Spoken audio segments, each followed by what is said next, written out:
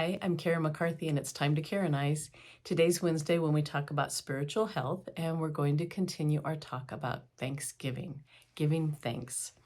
I want to share a few verses before we do. I have a little story to share with you that has kind of a lesson. The first verse, you probably have heard it, is Psalm 104. Enter his gates with thanksgiving and his courts with praise. Give thanks to him and praise his name. I talked last week about, we've all had those dark times in our lives, and maybe you're going through one right now. And I know if I would take the time to just put on some worship music, whether I was in the car, whether I was home, whatever I was doing, just put on some worship music and just let God, we used to call it soaking in God's love with the youth center. I just let God's love just saturate me. And even though nothing changed, my response to it would change. I would feel hope again. I would feel that joy that surpasses all understanding, because we're not happy about our situations. We're happy in spite of them. We have that joy and contentment that comes only from God being in us and ministering to us. So do that if you are feeling despondent. Another one, and I think people sometimes misinterpret it, Philippians 4:6, it says, do not be anxious about anything, but in every situation, by prayer and petition, with thanksgiving, make your requests known to God. Now, it doesn't say what I've heard people think it says, and that is that we are supposed to give thanks for our situation.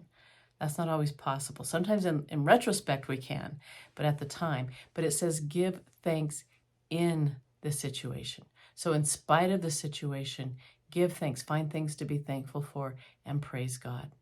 And then Colossians 3:15, let the peace of Christ rule in your hearts, such as members of one body you are called to peace, and be thankful. That's our theme. So I want to share a story with you. It was kind of promoted. I found it online. I have no idea where it comes from. It was promoted as a funny story. I didn't quite take it funny, but I did take it with a lesson. So it says, two old friends met each other on the street one day. One looked forlorn, almost on the verge of tears. His friend asked, what has the world done to you, my old friend? The sad fellow said, let me tell you.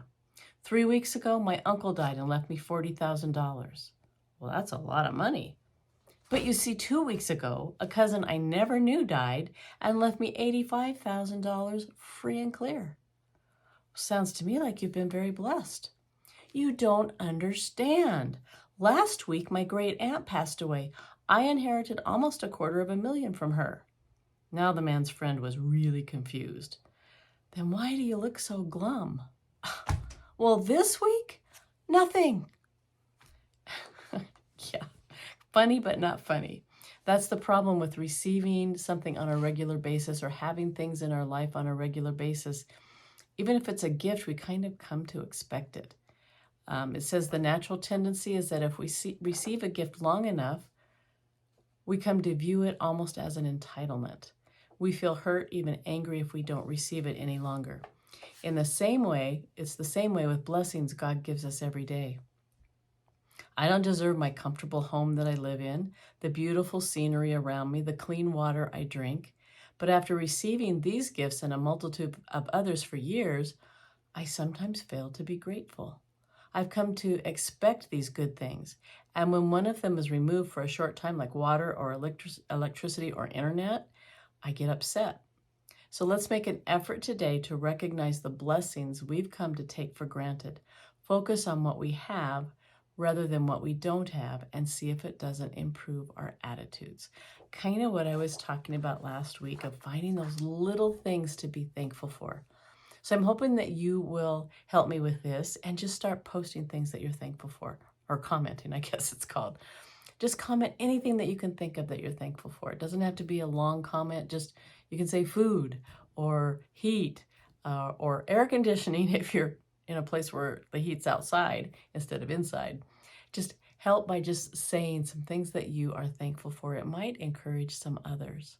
So next week we will conclude our thankfulness discussions, and I think it's coming the day before Thanksgiving, so I'll say happy Thanksgiving to you then, but an early one now. Thank you for my subscribers. And if you're not subscribed yet, I would love to have you join us.